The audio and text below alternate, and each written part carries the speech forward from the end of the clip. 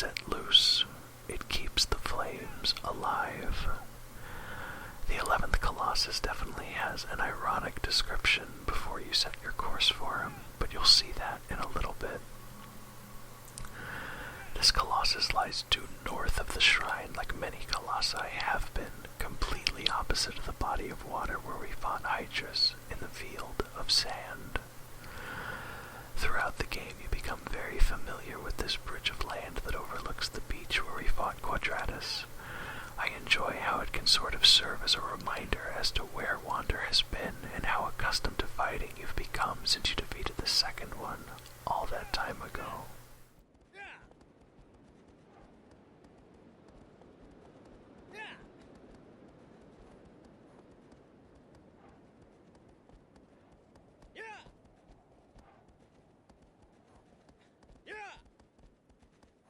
I always appreciate the texture work on the columns supporting the bridge here.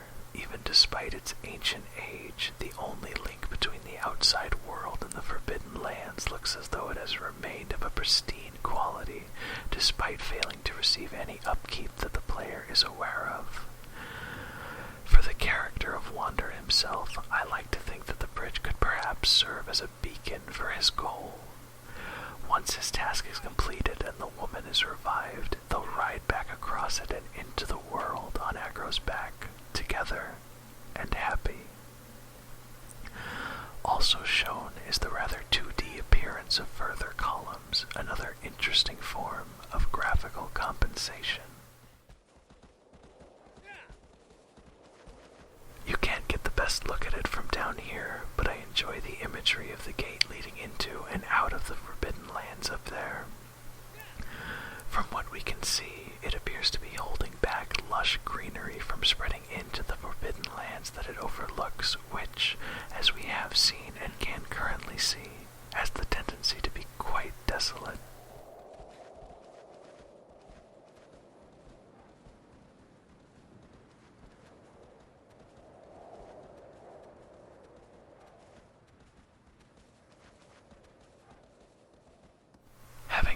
At our destination, it's time to exercise caution and carefully make our way down this winding, perilous trail.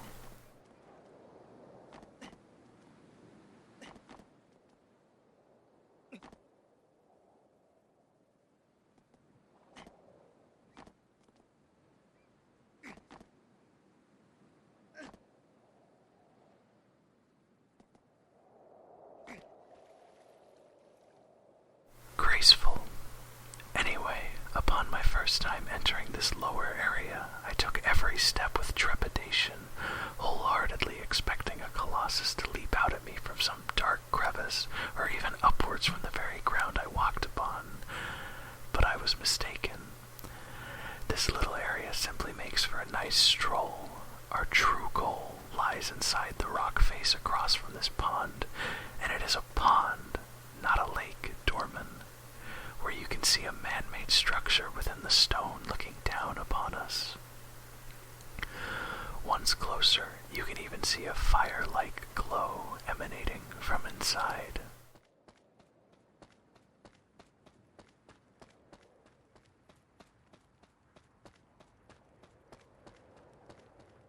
It doesn't matter which entrance you use to get Wander inside the building, but I've always preferred to take this second one just to get a quick look at the architecture. It's one of the few moments in the game where the environment looks as though it could have been pulled directly from Eco, and I mean that in the best way possible.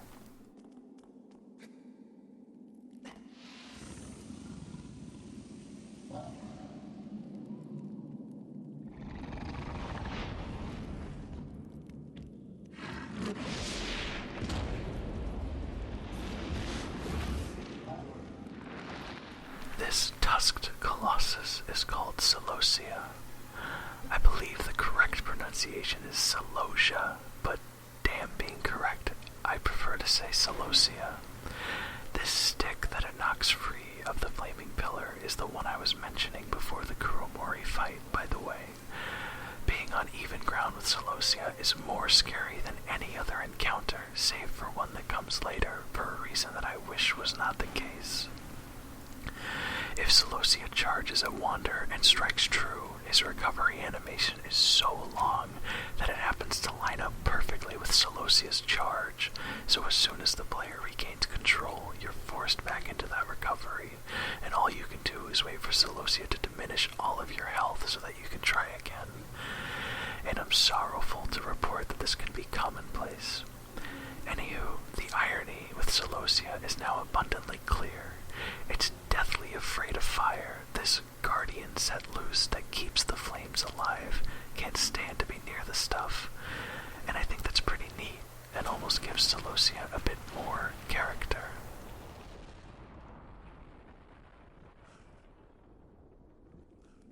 Leaving the stick behind, Wander leaps down to finish the job.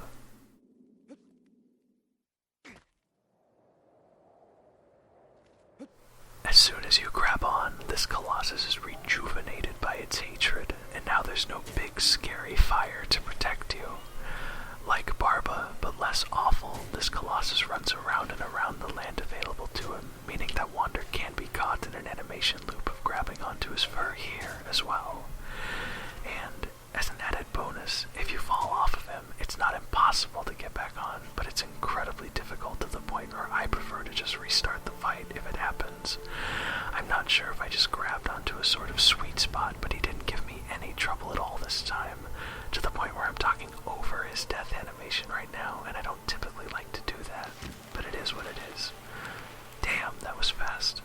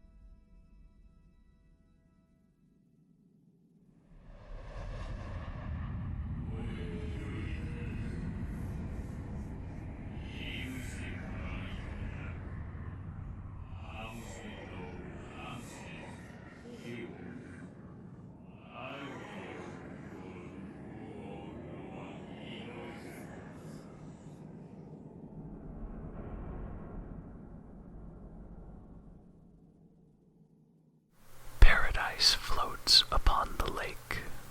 A silent being wields thunder. A moving bridge to cross higher ground. Another pretty long but appreciable trip awaits us in approaching the 12th Colossus. It involves us heading through another open field, this time sprawling outwards to the east of Dorman Shrine. I'm almost certain that I took a longer route than I possibly could have, but that gives me ample time to talk about the last Guardian. Truthfully, the ride to the next Colossus isn't that long, so I won't be going too in-depth in my thoughts on this, but including it seemed like a necessary thing to do, especially when considering the fact that I've already spoken a bit about Eco. As of the uploading of this video, The Last Guardian is due to be released this year in 2016, which is almost too difficult to believe. Shadow of the Colossus came out in October of 2005, and Team Eco never released a game after this one, meaning that, technically speaking, The Last Guardian has been in development in some form or another for almost 11 years. That's absolutely crazy to me. I can only imagine in my wildest dreams the type of problems that must have gone on over the years with that game, the consistent funding of which is one of the least interesting.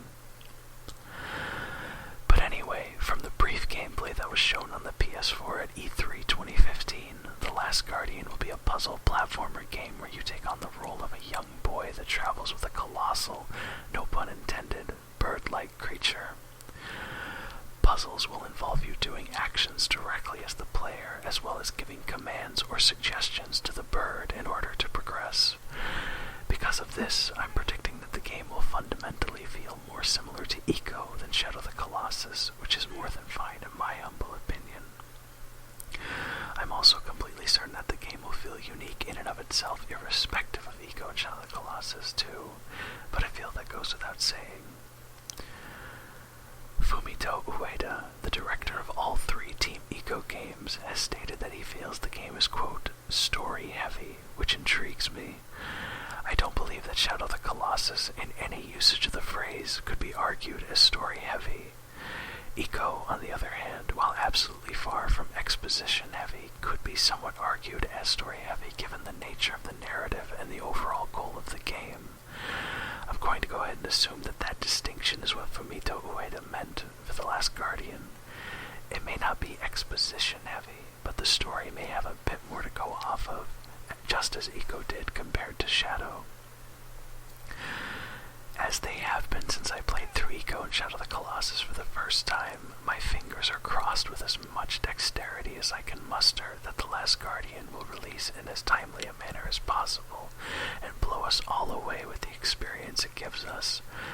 There are a lot of detractors who claim that the game can't possibly live up to the hype, which is a completely valid standpoint, though a bit more cynical than someone such as myself would like to take stock in. The hype surrounding games makes it hard not to have unrealistic expectations for some releases, but the game has absolutely never had any sort of media presence that gave off the impression that it was attempting to garner hype, at least on a consistent basis. And I think it's worthy to acknowledge the fact that The Last Guardian's hype is mostly generated by fans of Eco and Shadow the Colossus, and not Sony constantly telling us it's amazing and it's almost ready, for well over a decade. On a completely unrelated note, this happened.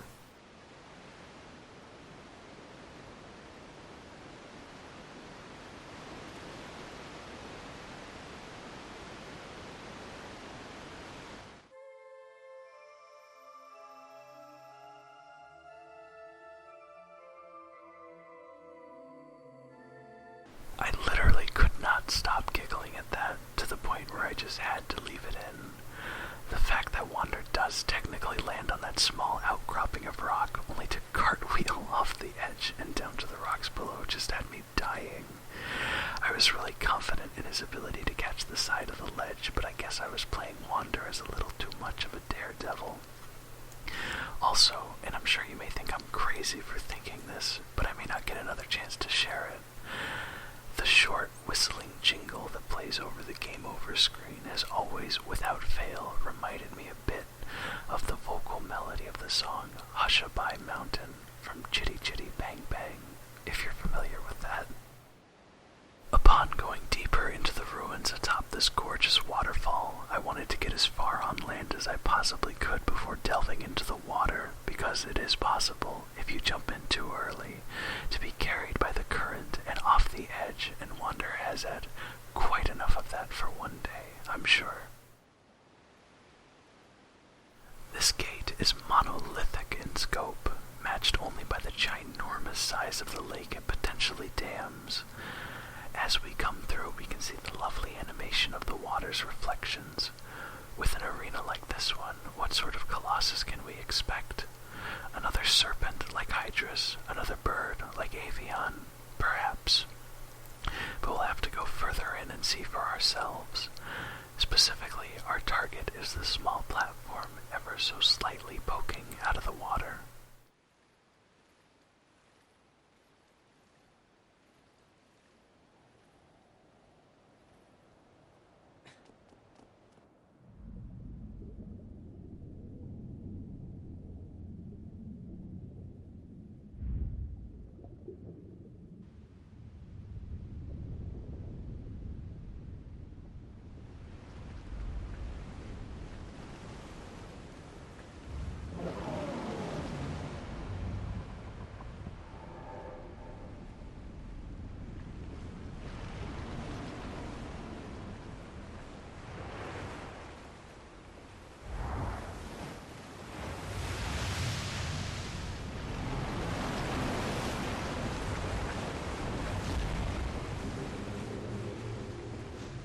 This is Pelagia. He's quite large. Firstly, we'll need to the water and swim around to his backside as quickly as we can. Usually he can turn on a dime, but I was able to get around him easily enough the first time.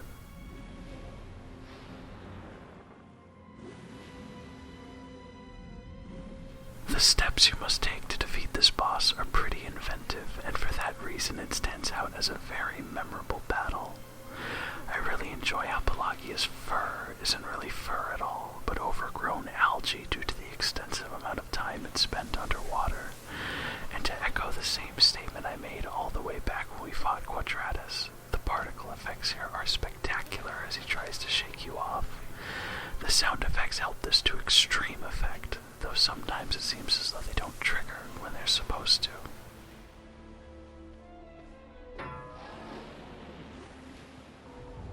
Knocking on these teeth-like protrusions on top of Pelagia's head send him barreling towards the direction that corresponds with their placement there.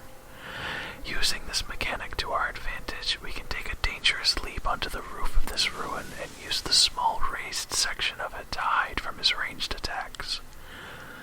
After losing sight of Wander, Pelagia will hunker down to launch himself upward, resting his peg-like arms on top of the ruin and revealing his previously hidden sigil. The way that he rises out of the water and forces your camera to zoom out just to capture his massive size is extremely neat.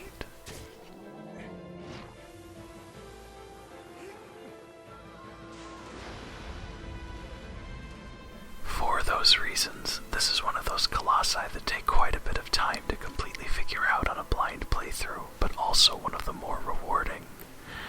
Sadly, he doesn't let you take too much of his health off before wising up and submerging you, forcing you to repeat the cycle again, and we'll have to do it quite a few times before we can completely kill the being. On top of that, Pelagia reduces the ruin to rubble after each attempt. As you may have noticed, there are only 3 of them spread out on top of the lake, meaning that once we get back on top of his head and start to control with the figurative reins, we have a somewhat lengthy road trip to take together.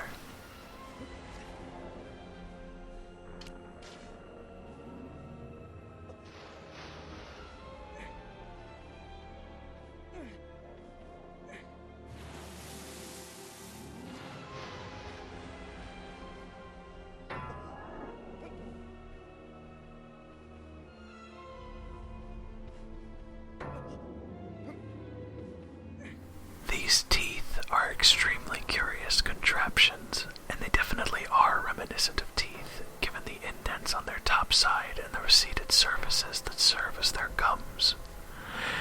It makes me wonder what about them forces Pelagia to move in the direction that you choose. It can't simply be pain, in my mind, because the boss will stay on that course with conviction, at least when striking the front section of the teeth. I'm not sure that any amount of pain could realistically cause this Colossus to walk forward at the pace that it does, but I'm also not certain what function these teeth could serve in general. If they are some type of control mechanism for keeping the creature at bay, it doesn't really add up that other Colossi wouldn't have them. It even brings up more questions when you think about how such a mechanism would have been reliably used in the past. Also, teeth, in case you are unaware, typically come in sets of 2, a set of up-facing bottom teeth and down-facing top ones. As this is the very peak of Pelagia's head, resting just above his masked face, it's hard to figure out how a top row of teeth could play into this. The first time I thought about it, in my head I just took Pelagia's entire body, duplicated it, and flipped it over and then imagined it stuck on top of itself. And that idea was stupid enough for me not to think about it much further.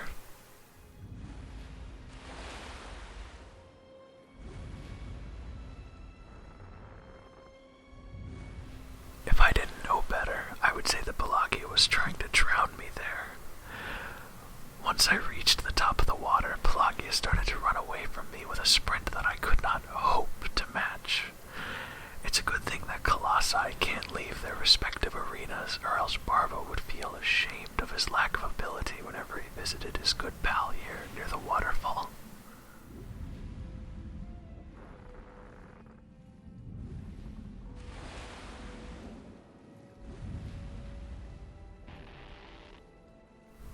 There's something very hauntingly beautiful about the 12th Colossus that I can't really put my finger on. I guess you could argue that a lot of them are beautiful in an eerie way, but it strikes true for this boss, especially to me.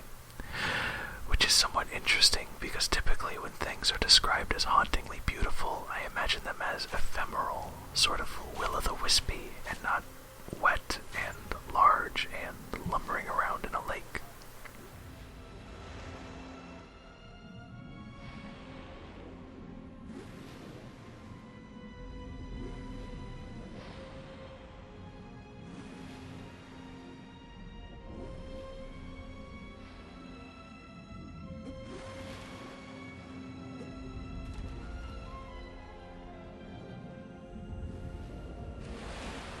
Okay, well, now I think he's just afraid, and rightfully so, I suppose. But in order to continue the fight, I had to provoke him with arrows from inside the ruin before sneaking into the water and reaching his back once more to pull off the final strike.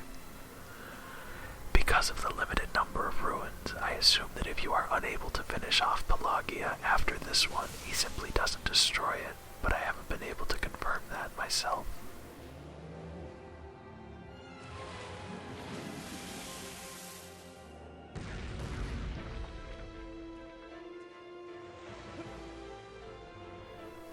The final stab here was a pretty close call, but we made it. Pelagia's lurch backwards is one of my favorite death animations in the game, simply because of how satisfying it is to see it play out.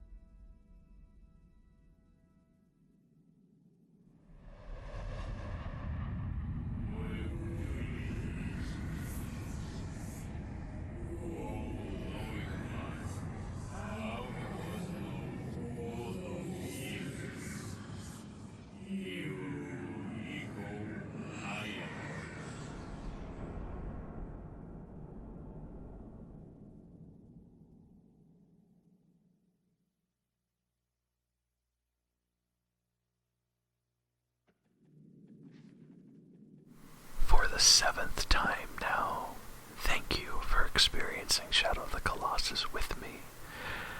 The next Colossus is my favorite, and the next one after it takes place within my favorite arena, so I'm looking forward to seeing you then. Have a good one.